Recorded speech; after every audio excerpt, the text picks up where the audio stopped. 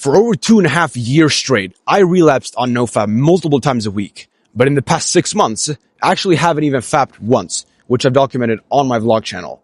And in this video, I want to talk to you about the number one habit that helped me create this kind of transformation for myself so that hopefully you can do it too. A while back, I was reading a lot of self-improvement books. I still do. And my friend, he was also doing it. And we were reading all these books like 48 Laws of Power, Can't Hurt Me by David Goggins, Atomic Habits. And in fact, it was my friend who was reading Atomic Habits, and he spoke to me about this thing called the habit loop.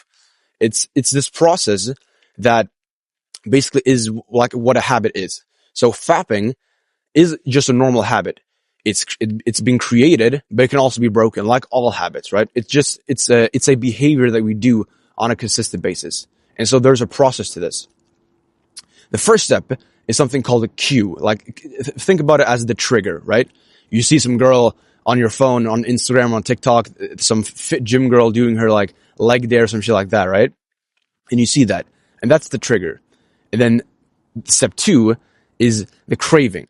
And so you get the craving, you get the desire to do the thing, right? Which is fapping. You get the trigger, you see the girl, then you get the desire within you to do the behavior. And then the third step is the response, which is that you actually do the behavior. You act upon your desire. You manifest it, if you will. And then the fourth step is the reward, which is that it feels good when you do it. And then the next time you get the cue, you get the trigger, you see the girl again, you'll be more likely to do this thing because you've been reinforced for doing it in the past. Does that make sense? Right? And so the habit that I'll speak about in a second, it helped me to do the most important thing in this habit loop. It's the most important skill you can have in terms of NoFap. It is to disconnect or to break the habit between the craving and the response. So what does that actually look like? When you get the desire, when you get the craving to go fap, if you had the skill to say no and to think about something else instead of indulging in the sexual thoughts, you can probably imagine that you'd have a lot more NoFap success that way, right? Because the thing is, we can optimize our environment for like in infinity, right? We can make sure that we're never at home and we're never in an environment in which we're going to fap. We're never, for example, we're never alone. We're always with other people that give us accountability. We can set up our digital environment for success. We can delete all these apps, right? And I do preach that as well. I think it's an awesome idea. I think that we should do that as well. And in the 90-day NoFap protocol, which is my step-by-step blueprint for quitting fapping and porn, and which you can check out down below if you want to, but I go into great detail about this kind of stuff. But in this video, I want to talk to you about what I think is the most important skill that you have to master in order to quit fapping, which is to get the desire to fap, but not act upon it. And specifically, in terms of NoFap, we need to be able to get the sexual thoughts enter our mind to be generated at random, but then be able to think about something else. Because the thing is, like, we want to decrease the likelihood that you do that you fap, right? And so me telling you to stop fapping, to get the desire and to stop fapping, that's not really helpful. Like, I want to give you the specific, like, actual fucking operational, actionable advice that helped me. So the thing is, when you get the craving, which you inevitably will, you can set up your environment all you want, but inevitably you will get the craving sometime. Like, you're never going to completely escape them. Now, you should try to minimize them, but you have to be ready for when they inevitably come, right? Both things are important, but they're two separate parts of the same equation, and you need both. But I do think that if you just master this skill that I'm about to, talk about and stuff, it will get a lot easier, and you'll be able to withstand a lot of urges, like, especially if you get really consistent with the habit that I'll speak about in a second. And so what I trained myself to be able to do was that I would get the thought, the sexual thoughts, but then I would immediately redirect my attention to something else. Because the thing is, if you're at home and you're just chilling on your phone or whatever, right? Like a little NPC, like scrolling or some shit like that, right? And then you get the thought to go fap, just at random, right? You might just get it. If you can redirect your thoughts, if you can think about something else, if you can think about the task at hand that you're supposed to be doing, right? If you can think about the things that will be conducive to you not fapping. Like, if you are thinking about some happy memory, if you are If you're, for example, really deep in the task that you're doing on your phone or on your laptop, whatever, the thing that you're doing at that time, and you sort of just reject and deflect all these sexual urges and sexual thoughts, that is going to be extremely effective and extremely important, right? So enough yapping. Let me actually tell you about the habit, right? So the habit is called meditation. Now, before you click off, because if you've heard about meditation before, you might think that it's some boring sort of monk thing, but it's so much more than that. And meditation is a mental practice when you sit down and you close your eyes and then you breathe in and out and then you focus on your breath, you focus your attention on your breath, and then your mind will generate a bunch of bullshit random thoughts about that bitch in school, that other guy there, that thing that you wanted to fix, and blah, blah, blah, blah, blah. And because that's just how our minds work. It'll always keep generating these thoughts. But then your job in terms of meditation is that when you get these thoughts, you need to redirect your attention to the original thought. And the more you do that, the more you go through that cycle, that loop over and over and over again, the more XP, the more sort of skill you grind. And the more you do this deliberately, when you sit down, for example, the better you will be able to reject the sexual urges that will inevitably come. And it's kind of like you develop this, like you just become bulletproof. Like nothing can touch you. Like the world could throw all the fucking, like all the bitches of the world could be in front of you, but you can just reject all of them because you have this one skill. You can meditate, which means to think about something else. That is literally all I'm trying to teach you. Like, if you have that skill, you will not fap, because the moment you get the urges, you can manually decide to think about something else. And so this habit is extremely simple to do, but a lot of people struggle with it in the beginning because it might seem boring or whatever. And a lot of people think that when they meditate, when they sit down and actually try to do this kind of stuff, and they get the bullshit thoughts, the random thoughts, they think that's bad. And they think that meditation doesn't work because of that. That's literally the fucking point. It's like going to failure in the gym. That's the point, right? You get stronger. And so this is literally a willpower supercharger.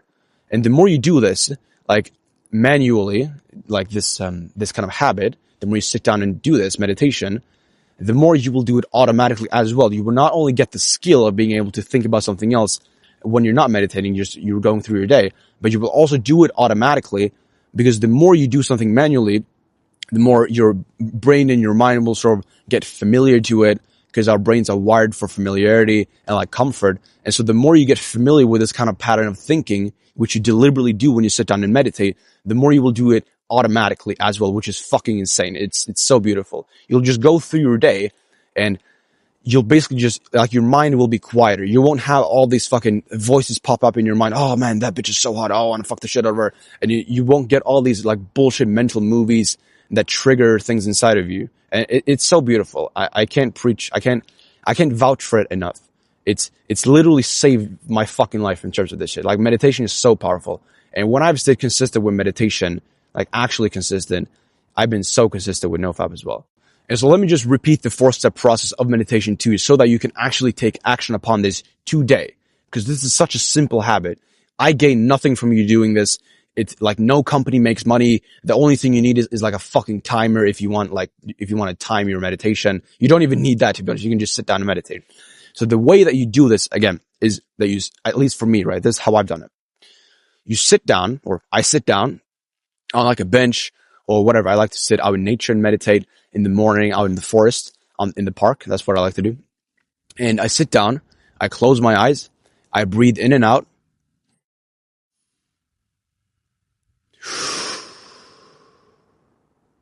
And I just try to focus and bring all of my attention, all of my sort of mental energy, my fucking mental, like, Jojo, what the fuck is that shit called? Mojo. Like, all of my energy, my chi, directed upon my breath, right? That's the first step. And then my mind will wander. It'll generate some other thoughts. And at first, I won't even realize it.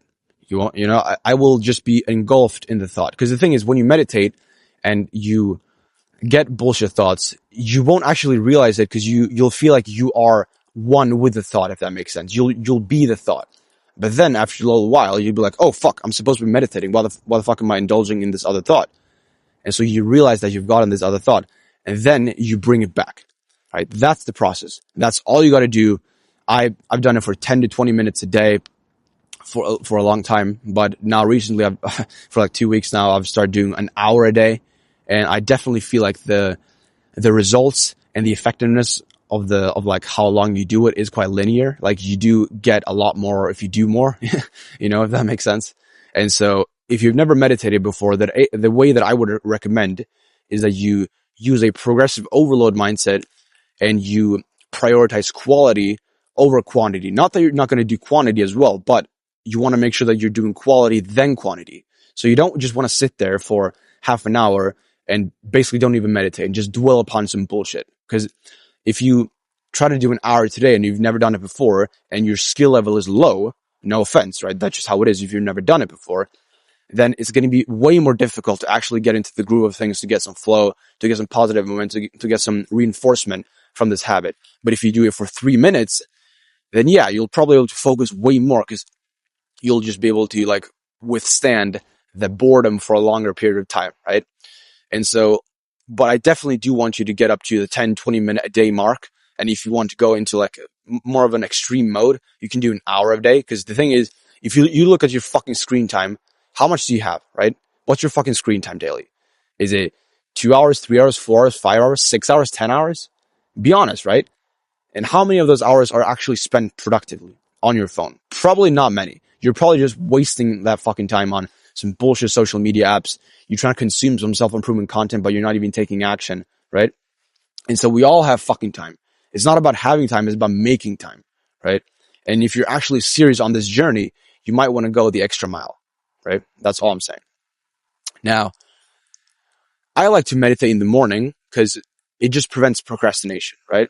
And I'm usually the most productive in the morning. In the evening as well, I'm really good. And in the afternoon, historically I've been less productive, but recently I've been upping my game there as well. But especially in the mornings, I'm really productive. I'm really on it. And I will never ever scroll or do any bullshit in the morning like that. I just hop in the shower, like a cold shower, collect my first win of the day, get some positive momentum rolling. And then I'll go out into the forest, into the fucking cold, because it's November in Sweden right now. I'm Swedish, right? And it's fucking cold in the mornings, like at 6 a.m., which is when I wake up. That's literally as cold as it gets, right? And so I go into the cold, I get all these fucking clothes on me and shit. I go into the park and I meditate for an hour straight. You can see on my vlog channel, I've documented this shit. Like you can look it up, right? I literally, I do it every single day. And I can tell you, it's fucking fantastic, right?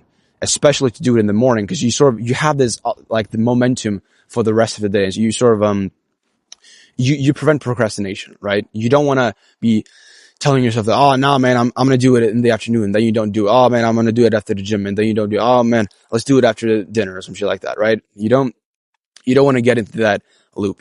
If you get it done in the morning, and if you just grit your fucking teeth and do it, you'll feel so much better for the rest of the day. And you'll also have some like residual fucking meditation gains through the day as well. So it's great. I like to do it in the mornings, but you can do it whenever you want to, but that would be my recommendation. So yeah, hope this helps, man. The last thing that I want to mention is something called deliberate meditation versus stacked meditation. So deliberate meditation is when you sit down, you do this process, you go through this process, this 4-step cycle. That's deliberate meditation.